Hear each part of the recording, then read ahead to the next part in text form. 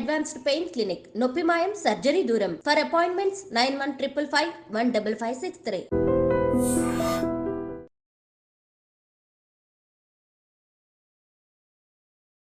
నమస్తే, welcome to I dream. నేను మీ ఝాన్సీ. ప్రస్తుతం మనతో ప్రముఖ జ్యోతిష పండితులు ఎస్జే శాస్త్రి గారు ఉన్నారు. ఈరోజు కొన్ని మంచి విషయాలు అడిగి తెలుసుకుందాం. నమస్కారం గురుగారు. నమస్కారం. గురుగారు, చాలా మంది ఇంట్లో ఎంతో హ్యాపీగా ఉన్న ఇంట్లో కూడా ఎప్పుడు కీచులు ఆడుకోవడం, వీళ్ళ ఇంట్లో అరే ఎప్పుడు లేదే, ఇప్పుడేంటి ఇలా ఏదో ఒక గొడవ పడుతూ ఉంటారు, ఎందుకు వీళ్ళకి ఇలా కలిసి రావట్లేదు అనుకుంటూ ఉంటారు. అలాగే మానసిక ప్రశాంతతను కోల్పోవడం కానీ ఏవో నెగిటివ్ వైబ్రేషన్స్ ఇంట్లో ఉన్నాయని అనిపిస్తూ ఉంటుంది. ఇలాంటివి ఏవి జరగకుండా మనసు ప్రశాంతంగా ఉండాలి, హ్యాపీగా ఉండాలి, మనకి ఒక డెవలప్మెంట్ లైఫ్ ఉండాలి అంటే ఆ ఇల్లు ఎలా ఉండాలి, నిజంగా నెగిటివ్ వైబ్రేషన్స్ మన ఇంట్లో ఉన్నాయని గుర్తించడం ఎలాగా? శ్రీ గురుభ్యో నమః. శ్రీ మహాగణాధిపతయ నమః. శ్రీ మహాసరస్వత్యై నమః. హరి ఓం. శ్రీమాత్రే నమః.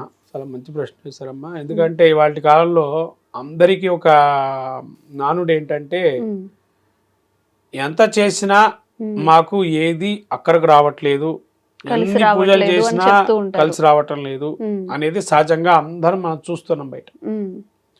ఎందుకంటే మరి అక్కడ ఎందుకు ఏ లోపం జరుగుతుంది అనేది వాళ్ళకు కూడా తెలియటం లేదు. కారణం ఏంటి? దరిద్ర దేవత నిజంగా మన ఇంట్లో ఉందా అంటే ఉందనే చెప్పాలి. కొందరి ఇంట్లో, అందరి ఇంట్లో నేను చెప్పను. ఎందుకంటే కొందరి ఇంట్లో కొన్ని పాటించే నియమాలను బట్టి కూడా ఉంటుంది.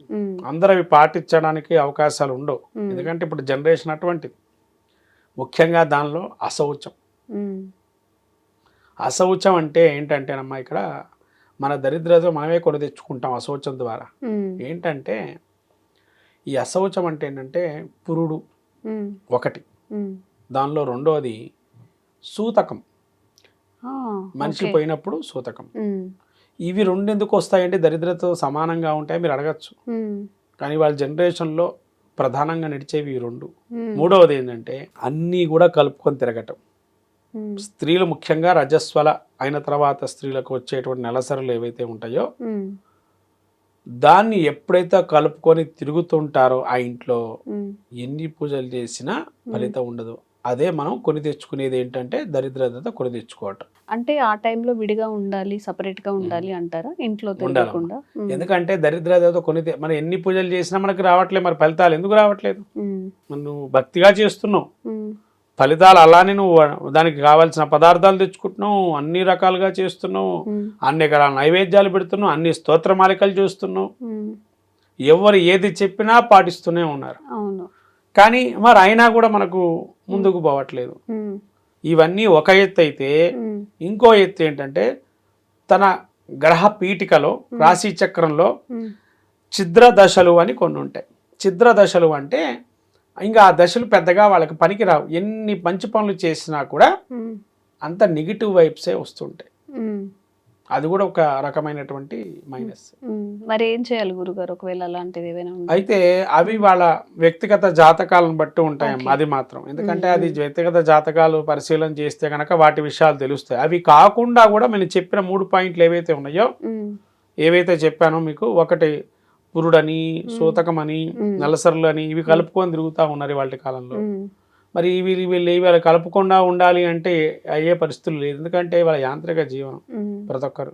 అవును, కొన్ని వాటికి వెళ్ళకూడదు అనే ఒక స్థితి ఉంది. ఇప్పుడు సూతకం ఉందండి. ఈ సూతకం అంటే ఏంటంటే వాళ్ళు అశౌచం, మృతాశౌచం అయితే 11 రోజుల పాటు పట్టాలి యాక్చువల్గా. కొన్ని గ్రామంలో నేను విన్నాను మొన్న రీసెంట్గా కూడా, 5 రోజులు పడతామండి, 7 రోజులే పడతామండి, 10వ రోజే పట్టి వదిలేస్తామండి. ఈ రకరకాలైనటువంటి ఏవో అక్కడ ఆచారాలు ఉన్నాయి. కానీ మనకు శాస్త్రబద్ధంగా ఏంటంటే ఈ నిర్ణయ సింధు, ధర్మ సింధు లాంటి ధర్మ గ్రంథాలు చూస్తే కనుక అశౌచానికి వస్తే 11 రోజులు ఖచ్చితంగా పట్టాలని ఉంది. అది ఎవరు? ఆ ఇంటి జ్ఞాతులు కానీ ఆ ఇంటి వాళ్ళు పోతే, ఆ ఇంటి వాళ్ళు కాకుండా కొన్ని ఇంకా విశదీకరించుకొని పోతే కొన్ని బంధురికాలను బట్టి కూడా కొన్ని రోజులు పట్టాల్సిన పరిస్థితి ఉంది. అదొక మార్గం. మరి వీళ్ళు పట్టడం లేదు ఇవాళ. అది కూడా ఒక దరిద్రత కొని తెచ్చుకోవటం ఇంట్లో. తర్వాత పురుడు. ఇప్పుడుండే స్థితిలో అపార్ట్మెంట్లలో మనం ఉంటున్నాం. అపార్ట్మెంట్లలో ఉంటున్నాం. మరి దేవుడికి ఒక గది అనేది మనం ఏర్పాటు చేసుకున్న పరిస్థితి ఇవాళ. మళ్ళీ పురుడుతోనే ఉంటున్నాం. అక్కడే వంటగది ఉంటుంది, హాల్ దగ్గర ఒక పక్క ఈశాన్యంలోనే దేవుడు గది పెట్టుకుంటాం. అవును. అక్కడ గాలి కూడా తగలద్దు, మామూలుగా పురుడు కానీ మృతాసనం గాలి తగలకుండా ఉండాలి. కానీ ఇవాళ మనం చేసుకునే పరిస్థితి అది కూడా ఒక రకమైనటువంటి దరిద్ర దేవత ఆపాదన మనం కలుగుతుంది. అది కూడా చేయలేని పరిస్థితి ఇవాళ. మళ్ళీ మూడవది నలసర్లు, ఇంకా చెప్పని అక్కర్లేదు, అదైతే ఇవాళ సహజంగా అయిపోయింది. ఎందుకంటే మన గరుడ పురాణాలు చెప్పబడింది కూడా చండాలని స్త్రీతో సమానం అని చెప్పి, చండాలని స్త్రీ అని పిలుస్తారు. అలా స్త్రీమూర్తి కనుక రజస్వలు అయినప్పుడు ఆ 4 రోజులు కూడా దేవుడు గది కాదు కదా, ఆ గది నుంచి దాటద్దు అన్నారు, ఉండే గది నుంచి. కానీ వాళ్ళ యాంత్రిక జీవనం, కూటికి విద్యలు అన్నట్టుగా పోతేనే మనకు గడుస్తున్న పరిస్థితులు ఉన్నాయి ఇవాళ. మరి అట్లా ఉంటే ఏం చేయలేం కదమ్మా. అయితే ఒక్క విధానంగా మనం చేయొచ్చు. ఏంటంటే అలా నెరసలు వచ్చినప్పుడు ఎవరిని తగలకుండా పనిచేసుకునేటట్టుగా చూసుకోవాలి ఆ 3 రోజుల పాటు కూడా. అయితే సెలవు తీసుకోవటం మంచిది. ఒకటి ఎవరిని తగలకుండా అన్న చూసుకోవాలా, లేతే ఆ 3 రోజులు సెలవు తీసుకోవాలా. ఇవి కాకుండా ఇంకేం చేయొచ్చు అంటే ఇంటికి వెళ్ళంగానే ఫస్ట్ ఆ వస్త్రాలు పక్కన పెట్టేసేయాలి. ఎవరిని తాక్కుండా పక్కన పెట్టేసి స్నానం చేసుకొని వేరే వస్త్రాలు వేసుకోవచ్చు.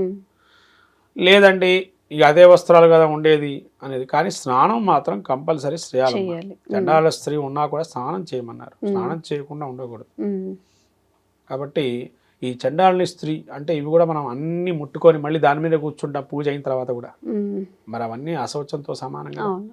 కాబట్టి మనం ఏ పూజలు చేసినా మనకు అక్కడ రావట్లేదు, మన దరిద్ర దేవత నెగిటివ్ వైబ్స్ వస్తున్నాయంటే ఇదొక కారణం. అయితే ఇంకోటి కొన్ని ఫోటోలు పడిపోవడం ఉన్నట్టుండి జారి కింద పట్టడం, లేదా మన బొటనవేలికి రక్తాన్ని చూడటం. మన బొటనవేలు ప్రత్యేకంగా రక్తం రాకూడదు, బొటనవేలికి మాత్రం.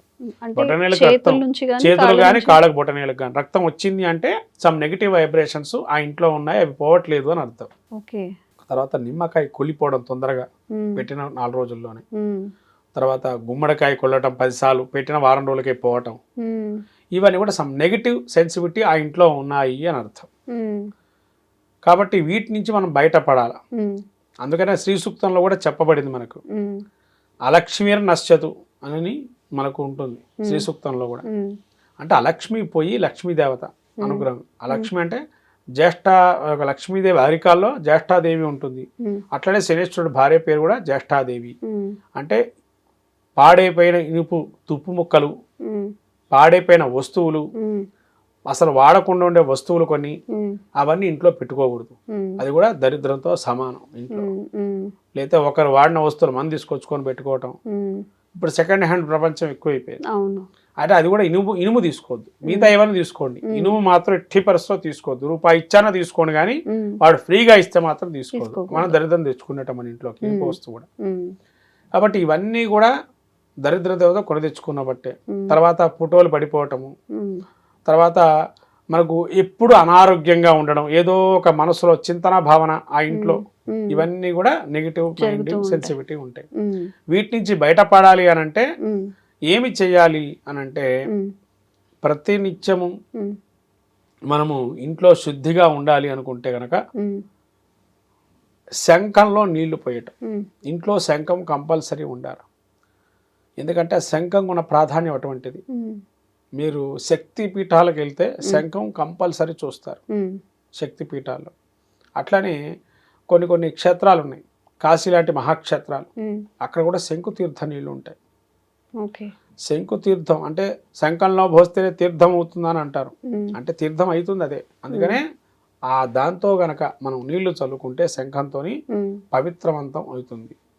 ఇప్పుడు అశౌచం వచ్చినా అంటే వాడు ఆ 11 రోజులు అయిపోతుంది, అపార్ట్మెంట్ తుడుచుకోలేని పరిస్థితి, నీళ్లు పోసుకొని కడుక్కోలేని పరిస్థితి.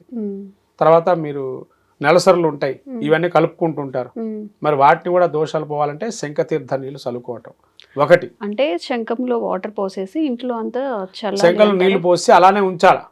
రోజు అలా పెడితే ఆ పరిసరాలని శుభ్రం అవుతుంటాయి, ఎప్పటికప్పుడు పాజిటివ్ ఎనర్జీ గెయిన్ అవుతుంది. తర్వాత ఆ నీళ్ళతో పాటు ఇంకోటి ఏం చేయగలుగుతాం అని అంటే, ఈ శంఖ తీర్థం ఒకటైతే ఇంకోటి ఏంటంటే నిత్యము ధూపం వేయటం. మంగళవారాలు శుక్రవారాలు ధూపం వేయటం. నెలసరిలో ఉన్న స్త్రీలు ఉన్నప్పుడు మరి చేయవచ్చా అనేది ఒక క్వశ్చన్గా ఉంటుంది. ఇంట్లో మగవాడు వేసాడు అనుకోండి ధూపం, మన స్త్రీలు నెలసరిలు ఉంటాయి కదా, మరి చేయొచ్చా అంటే చేయకూడదు. నీళ్లు చల్లండి అంతవరకే, ధూపం వేయకూడదు, అది పనికిరాదు ఆ ధూపం. నెలసళ్ళు ఉన్నప్పుడు ఇంట్లో చేయకూడని పదార్థాలు కూడా ఇవి ఉంటాయి. కాబట్టి ఈ విధంగా దరిద్ర దేవత తొలగిపోవడానికి ధూపం ఒకటి, ఈ శంఖతీర్థం ఒకటి, గోమూత్రం చల్లుకోవటం ఒకటి, పసుపు నీళ్ళు నిత్యం మనం ఆవరణ అంతా చల్లుకొని తుడుచుకోవటం కూడా శుభ్రం అనేది ఉంటుంది. నిత్యం ప్రతి వారం కూడా మనం నిత్య కళ్యాణం పచ్చతోరణం, అంటే నిత్య కళ్యాణం అంటే పచ్చతోరణంగా ఉండాలి ఆ ఇంట్లో. అంటే నిత్యం మామిడాకులు అప్పుడప్పుడు ఆ గుమ్మానికి పెడుతున్నారు, పండుగ రోజులు ఎప్పుడే కాదు, మామిడాకులు పెట్టాలంటే ప్రతినిత్యం ఏ ఇంట్లో అయితే పచ్చంగా ఉంటుందో నెగిటివ్ అనేది పోయి పాజిటివ్ అనేది ఎనర్జీ గెయిన్ అవుతుంది ఆ ఇంట్లో.